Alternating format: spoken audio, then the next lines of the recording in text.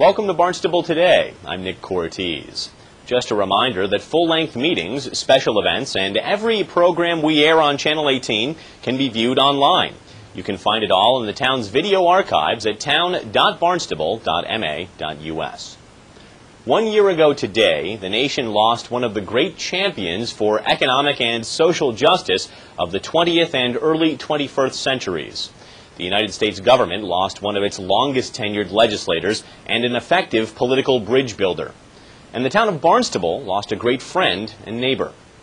Senator Edward M. Kennedy passed away at his Hyannisport home on August 25, 2009, after a year-long battle with brain cancer. He was 77.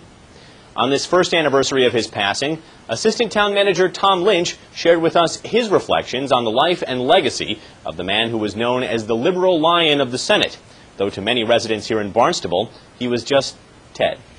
Well, I think we all felt a huge sense of loss when Senator Kennedy, passed away, and I don't think we really understood what the impact would be on the whole political scene. And reflecting back now, we can realize that there's been a major sea change here in Massachusetts. I mean, looking back at the election, Senator Brown winning, whose political philosophy is very, very different than Senator Kennedy's, and you could always count on the senator to be take a pretty liberal position on most of the issues that were there, and he would defend them, and whether you agreed with him or not, he would defend it. And now we have a different sort of representation there at the national level. So I don't know if people could have foreseen that, and that one person's change would filter down into really what's become a very volatile election year.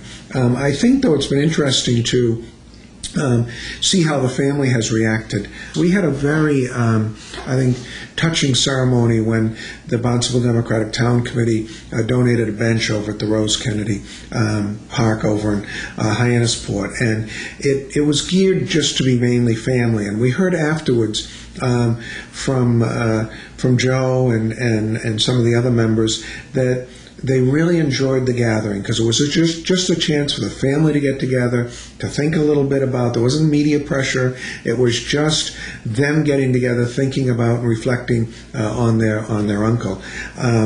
We all had a chance to tell a little story, and when I had my turn, I pointed out that I appeared on the ballot with Senator Kennedy in 1976 when I was first elected to the Massachusetts House of Representatives.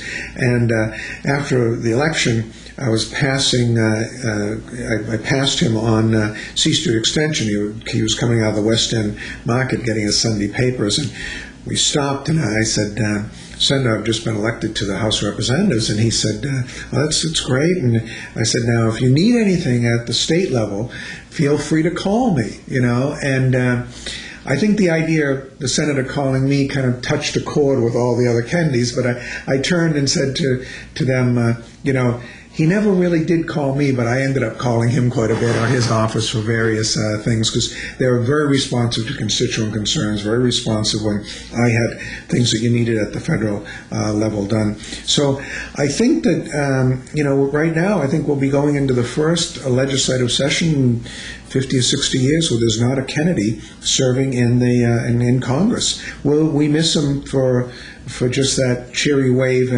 but we also miss him for his political convictions and his willing to stand up and try to fight for justice. Earlier in the day, we heard more stories and reflections on Senator Kennedy's life during our talk show, Barnstable This Morning. For those people who come into this building, they see us in this particular room. This building was, at one time, Cape Cod Community College, and I attended college here. This room that we're in now was our bookstore, believe it or not. Wow, I would not believe that, no. This was the entire bookstore. And I remember in 1962, when he was running for the United States Senate, up in what is now the Selectmen's, actually the hearing room upstairs, that was our hearing room. And every Wednesday, the president of the college would come out and he'd say, "All right, we're going to meet on Wednesday." And that was part of our course. We had to go there, the entire class of 61 kids that we had who were here. And I remember back in 1962 standing up on that podium and giving a speech for our kids to vote for Senator Ted Kennedy, which would have been his first time actually running for office. And that was back in 1962. That was upstairs in this building. I remember that every time I walk in this building. Wow. And, I think everybody that we talk to over the course of the day today, and really almost anybody that you talk to that's been around here for any significant period of time, has one or two really significant stories like that. Absolutely. A year ago on this day, yeah, I do remember. You know what's interesting? I was actually in Hyannisport. I was at the West Beach Club, and my friend, who was a member there, had invited me. And I saw Teddy the Third, and his father, Ted Jr., came to get him and came to bring him back to the house. And then later I found out that Ted died later on. And I thought that was interesting. Everybody in Hyannisport knew, and they all nobody talked about it. Yeah. Everybody, had such reverence and respect for the family. I just really saw Ted as bigger than life, Big Ted.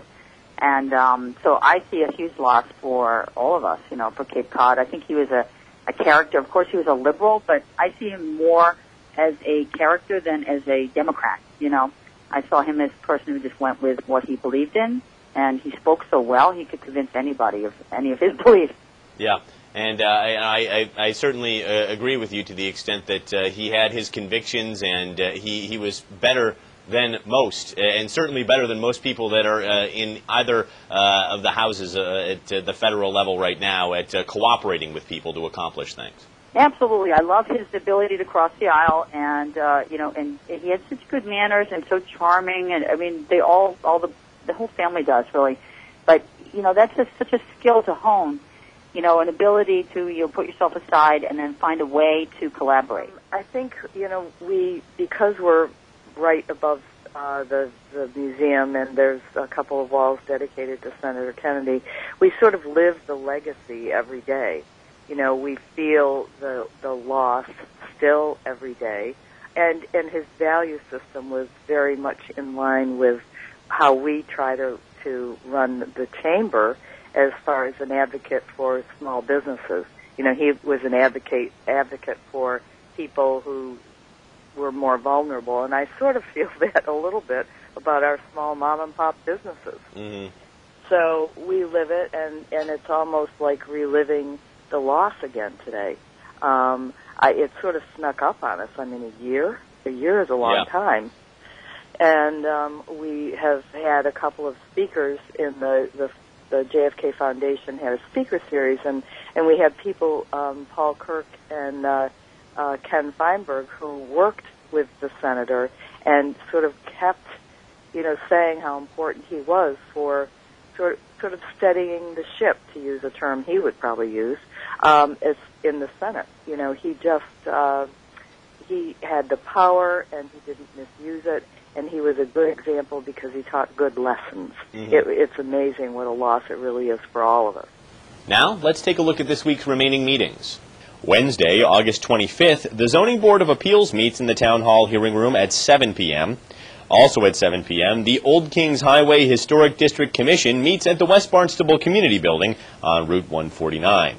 Thursday, August 26th, Site Plan Review has a hearing in the Town Hall hearing room at 9 a.m. Well, that's all for now. I'm Nick Cortez, and we'll see you next time on Barnstable Today.